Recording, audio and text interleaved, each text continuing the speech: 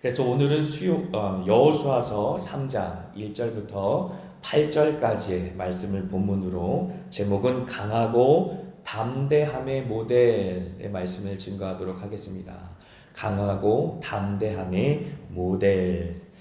자, 계속해서 하나님께서 또 모세가 또 백성들이 여호수아를 향하여서 강하고 담대하라라고 말하고 있지요.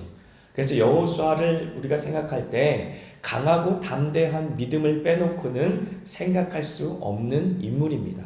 그래서 첫 번째로 하나님께서 여호수아를 향하여서 명령하셨는데 어떻게 명령하셨나? 여호수아서 1장 6절입니다. 같이 읽습니다.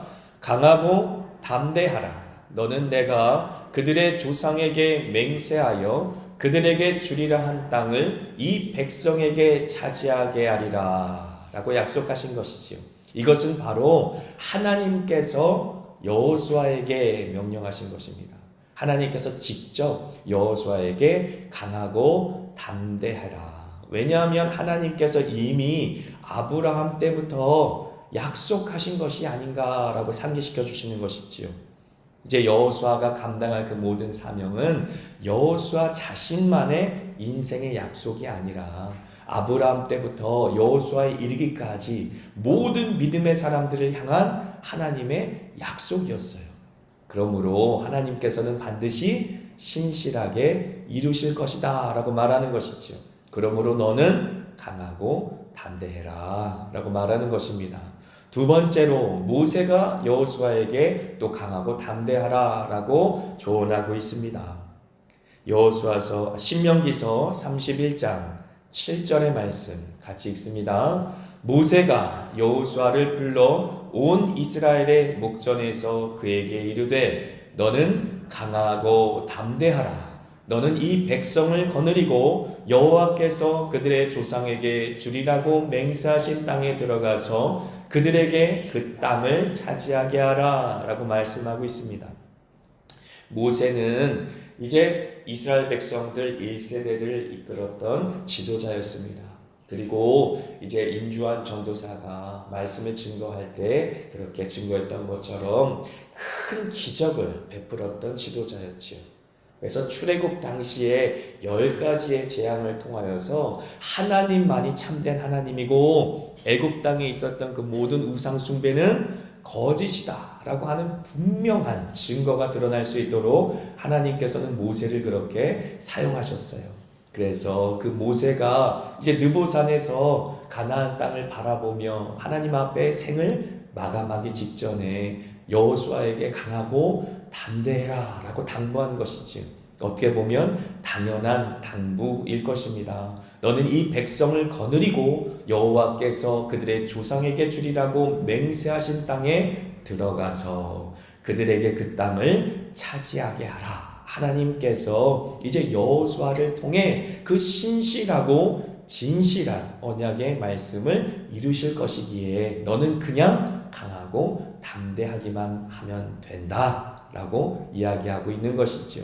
그리고 마지막에 이제 세 번째 백성들 역시 여호수아를 바라보면서 강하고 담대하라 라고 말하고 있는 것입니다. 여호수아서 1장 18절의 말씀 같이 읽습니다.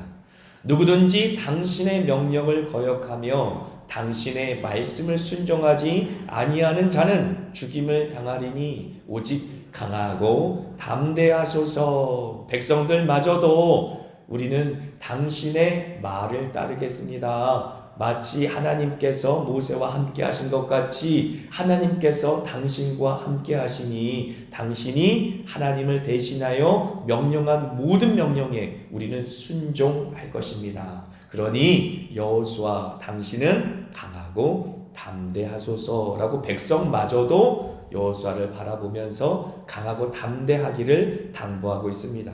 자, 그러니까 여호수아가 상대하고 관계를 맺어야 될 모든 관계 속에 강하고 담대하라는 말을 들었어요. 그렇지요?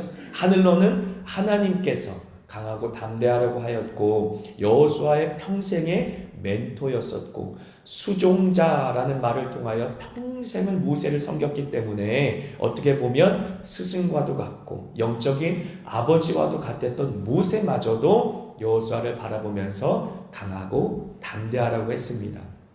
그리고 앞으로 자기가 일평생 섬기며 또 일평생 이끌어야 될 백성들마저도 강하고 담대하소서라고 말했습니다.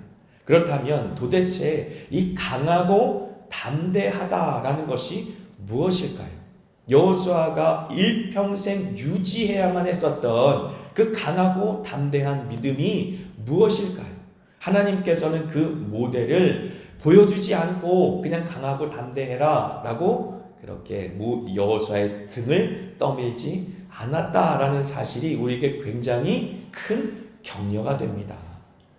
왜냐하면 하나님께서는 라합이라고 하는 이방 여인을 통하여 강하고 담대한 믿음이 뭔지 모델로 보여줬기 때문에 그렇습니다. 그래서 오늘 제목이 강하고 담대함의 모델인데 사실은 모세가 아니라 강하고 담대함의 모델은 라합이었다라고 저는 그렇게 이야기 드리고 싶습니다. 하나님께서 가나안 땅을 정복하게 하시기 전에 라합이라고 하는 한 여인의 믿음을 통하여서 여호수아뿐만 아니라 2명의 정탐꾼 그리고 모든 이스라엘 백성들의 마음속에 강하고 담대한 믿음을 심어주었다라고 하는 것이지요. 그리고 어떤 것이 강하고 담대한 믿음인지에 대해서 모델처럼 보여주었다. 이대로만 살면 돼. 이대로만 하면 돼. 이렇게 하면 하나님께서 원하시는 강하고 담대한 믿음이야 라고 샘플처럼 보여주신 그 믿음의 모델이 바로 라합이었다 라고 하는 것이지요. 저 어렸을 때는 미스코리아 선발대회 있었는데요. 슈퍼모델 선발대회 뭐 이런 것도 있었어요. 그래서 사람들이 모델 하면 우와 하지 않습니까?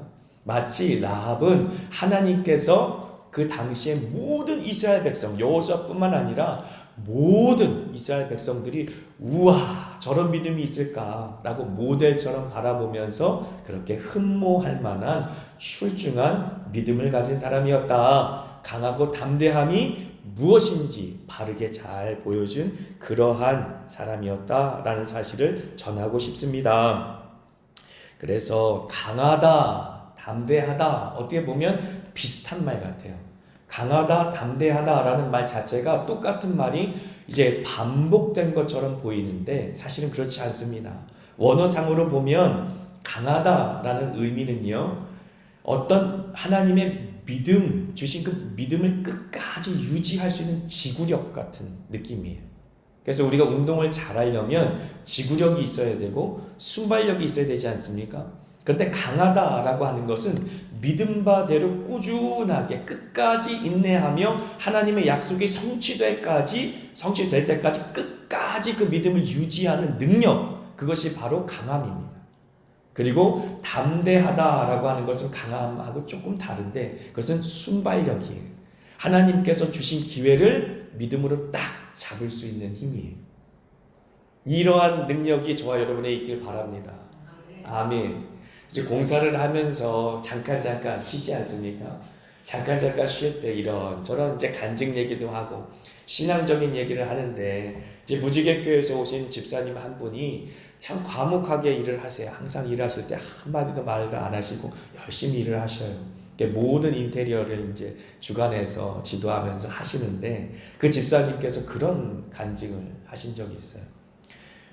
이제 20년 되셨대요. 인테리어업을 하신 지 20년 좀 넘으셨다는데 그 전에 영월 땅에서 한번 공사를 하시고 20억이나 되는 큰 돈을 못 받으신 적이 있었대요.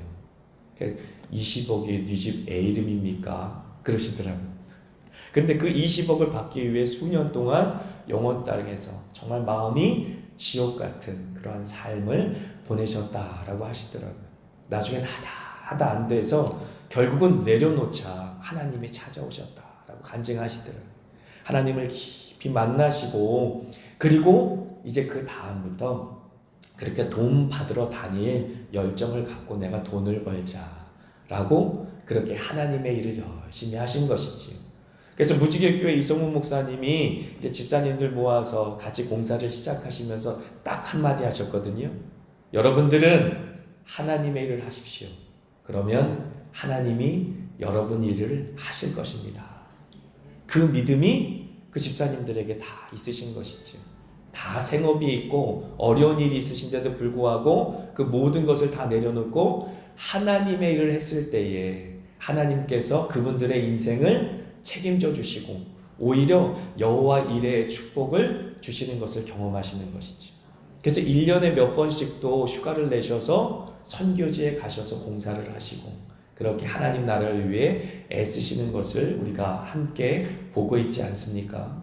그렇습니다. 이렇게 순발력, 하나님이 주신 기회를 믿음으로 아멘 하고 받을 수 있는 것도 굉장히 큰 은혜다라고 하는 것이죠.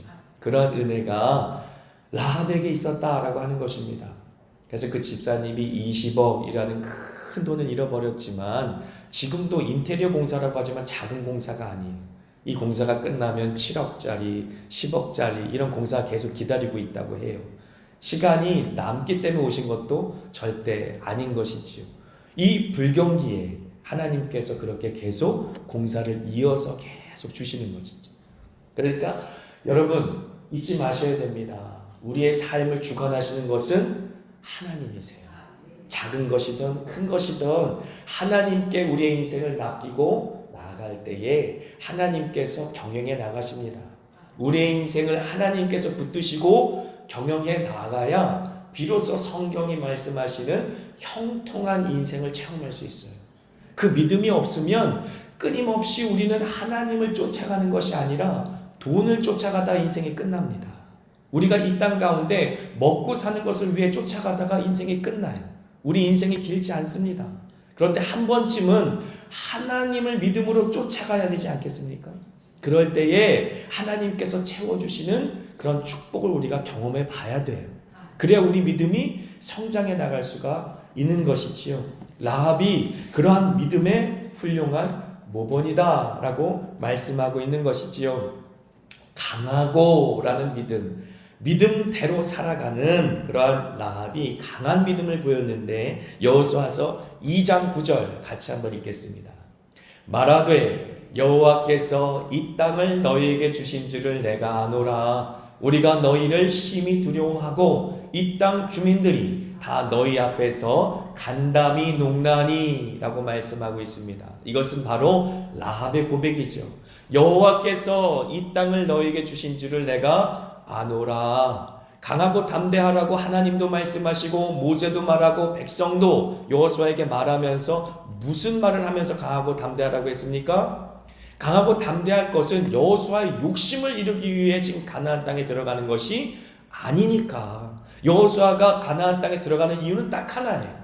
하나님께서 그 땅을 이스라엘 백성들에게 주셨기 때문에 그 주신 땅을 허락하신 그 땅을 여호와께서 구름기둥 불기둥으로 인도하셔서 그 앞까지 가셨기 때문에 그리고 이제 법궤를 앞세워 요단강을 건너가서 하나님께서 그 가나안 땅을 친히 정복해 나갈 것이기 때문에 여호수아가 장군이 아니라 여호와 하나님께서 만군의 여호와가 되셔서 그 땅을 정복해 나가실 것을 믿기 때문에 아멘으로 나가는 것이지요.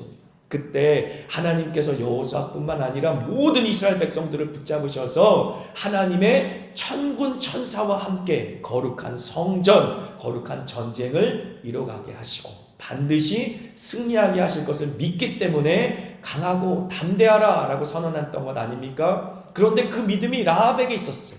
이방 여인인데 가나안 민족 중에 한 명인데 어떻게 보면 여리고성에서 멸망당해야 될 그러한 여인인데 그 여인이 이렇게 고백하는 것입니다. 여호와께서 이 땅을 너희에게 주신 줄을 내가 아노라. 그 믿음, 하나님 아버지께서 주신 약속에 대한 믿음이 라합의 마음속에 있었다라고 하는 것이죠. 두 번째 믿음, 여호수아서 2장 11절입니다. 같이 읽습니다. 우리가 듣자 곧 마음이 녹았고 너희로 말미암아 사람이 정신을 잃었나니 너희의 하나님 여호와는 위로는 하늘에서도 아래로는 땅에서도 하나님이시니라. 아멘. 옛날에 우리는 이 구절을 상천하지의 하나님이라고 말했어요. 위로 하늘에서도 하나님이고 그리고 이 아래 땅에서도 하나님 한 분 외에는 다른 신이 없다라는 고백입니다. 얼마나 놀라운 고백입니까? 가나안 땅은 우상이 들끓고 수다한 우상을 섬기던 그러한 땅이었고 그러한 민족이었는데 라합이 스스로 하나님이 이 땅을 이스라엘 백성들에게 약속하신 것이 아닙니까? 근데 그 하나님은 하늘에서도 유일한 전능하신 하나님이시고 이 땅에서도 유일한 살아계신 하나님인 것을 내가 믿습니다 라고 말하는 것이지요. 그래서 라합의 믿음이 너무나 놀랍습니다. 라합은 강한 믿음을 소유하고 있었던 것이죠. 하나님의 약속을 붙잡고 또 하나님, 살아계신 하나님이 이 세상에 오직 한 분의 하나님이심을 믿는 믿음이 그 마음속에 있었다라고 하는 것입니다. 그 믿음이 있었기 때문에, 그 강한 믿음이 있었기 때문에 담대할 수 있었어요. 담대함은 뭐라고 말씀드렸습니까? 믿음의 순발력이에요. 강함이 지구력이라고 한다면 담대함은 순발력입니다. 사실 그런데 이 강한 믿음이 없으면 하나님께서 기회를 줘도 못 잡는 거예요. 순발력이라고 하는 것은 강한 믿음을 갖고 있어야 순발력이 있을 수 있는 것이죠. 2002년 월드컵 기억하십니까? 이제 젊은 사람들은 월드컵 잘 기억을 못하겠지만 2002년 그 함성을 기억하십니까? 그때 히딩크 감독이 우리 국가대표 이 축구팀을 어떻게 훈련시켰죠? 기초 체력을 굉장히 열심히 이제 높여놨잖아요. 그래서 경기를 하면서 후반에 약했던 우리 국가대표팀이 굉장히 놀라운 경기력을 보이지 않았습니까? 위기에 강한 정신력뿐만 아니라 체력도 잘 준비해서 2002년 월드컵에서 굉장히 놀라운 이제 이 전과를 올렸잖아요. 마찬가지입니다. 강함이라고 하는 지구력이 있어야 비로소 우리한테 기회가 주어졌을 때 믿음으로 아멘 하고 딱 붙잡을 수가 있는 것이지요. 하나님께서 아무리 기회를 주셔도 믿음이 없으면 아멘 할 수가 없는 것이에요. 우리가 열심히 세상 쫓아가다가 갑자기 기회가 주어졌다고 하나님 쫓아간다고 우리가 등을 돌릴 수가 없다는 것이지요. 우리가 원래 하던 대로 우리의 삶은 계속 앞으로 나아가고자 하는 경향이 있어요. 그렇기 때문에 우리의 영혼도 그렇고요, 우리의 마음도 그렇고요, 삶의 습관도 그렇고 하나님께 오로지 집중하여서 우리의 모든 삶을 하나님께 집중하여서 강한 믿음을 갖고 살아갈 때에 하나님께서 기회를 주셨을 때 순발력 있게 그 기회를 꽉 잡는 것입니다. 그 모델이 바로 라합에게 있었다라고 하는 것이지요. 얼마나 지혜로운 여인인지 모릅니다. 2장 4절의 말씀 같이 읽습니다. 그 여인이 그 두 사람을 이미 숨긴지라 이르되 과연 그 사람들이 내게 왔었으나 그들이 어디에서 왔는지 나는 알지 못하였고 라고 말하는 것이지요. 라합은 이제 여리고 성의 주민이었습니다. 그리고 이미 왕이 첩보를 받아가지고 이제 이 두 명의 첩자가 여리고성에 정탐꾼으로 들어왔다는 얘기를 알고 수색하고 있으니 사실 라합이 지금 누구 편을 들고 있다고 보는 것입니까? 성경은 분명하게 라합은 하나님 편을 들고 있다라고 하는 것을 보여주고 있는 것이지요. 그 마음속에 분명한 하나님을 향한 믿음, 하나님의 약속을 향한 믿음이 있었기 때문에 기회가 왔을 때에 자신의 생명을 하나님께 걸은 거예요. 라합의 생명뿐만 아니라 우리 임주환 전도사가 그 설교했던 것처럼 자신의 온 가족의 생명을 하나님께 다 내던진 거예요. 만약에 도박을 한다고 한다면 올인하였는데 자신의 생명마저도 담보로, 그리고 모든 가족의 생명마저도 담보로 나는 살아계신 하나님 앞에 내 모든 것을 드립니다 라고 드린 거예요. 사실 이게 발각되면 자신뿐만 아니라 모든 가족이 죽지 않겠습니까? 그런데도 불구하고 자신의 모든 인생을 다 하나님께 베팅을 한 것입니다. 우리가 인생을 살다 보면 이렇게 우리의 모든 인생을, 그렇습니다, 주님은 살아계신 하나님입니다. 나의 인생의 목자이십니다. 내가 그것을 믿습니다. 그 약속을 믿고 살아계신 하나님을 믿습니다. 그러므로 나는 지금 이 순간 하나님이 주신 이 기회에 아멘으로 나의 인생을 하나님께 던져드립니다 라고 그렇게 순발력 있게 우리의 삶을 하나님 앞에 순종하는 그러한 라합의 길을 따르는 저와 여러분들에게 축복합니다. 또 2장 15절 같이 읽습니다. 라합이 그들을 창문에서 줄로 달아내리니 그의 집이 성벽 위에 있으므로 그가 성벽 위에 거주하였습니다. 아멘. 그래서 정탐꾼 2명을 성벽 밖으로 달아내려서 구출해 주는 것이지요. 근데 가만히 보면은요, 2명의 정탐꾼이 그렇게 똑똑하지는 않았던 것 같아요. 이제 이게 살몬이라는 사람과 결혼하여서 보아스를 낳았다라고 마태복음 1장 5절의 말씀을 갖고도 우리가 함께 얘기했지만, 그렇게 똑똑한 똑부러진 이 2명의 정탐꾼이 아니었던 것 같습니다. 왜냐하면 도주 경로부터 시작해서 모든 작전 계획을 누가 세웁니까? 라합이 세우기 때문에 그래요. 이 믿음의 라합이 이제 순발력도 굉장히 있어서 그 모든 작전 계획도 라합이 삼배 밑에 숨겨놓고, 그리고 며칠 동안 산에 숨어 있으라고 얘기하고, 그 이후에 이제 도주하라고 그 모든 작전 계획도 다 라합이 알려주게 되는 것이지요. 그러므로 라합의 믿음을 절대로 우리가 과소평가할 수 없다라고 하는 것입니다. 왜 그렇습니까? 마지막에 우리가 이 본문의 말씀을 보면, 라합이 여호수아를 살렸구나, 라합이 2명의 정탐꾼만 살린 것이 아니라 온 이스라엘 백성들을 살렸구나 라는 사실을 알게 되기 때문에 그렇습니다. 우리가 과거의 1세대들의 12명의 정탐꾼 이야기 기억하지 않습니까? 그때 보면 10명이 부정적인 보고를 했을 때 어떻게 됐어요?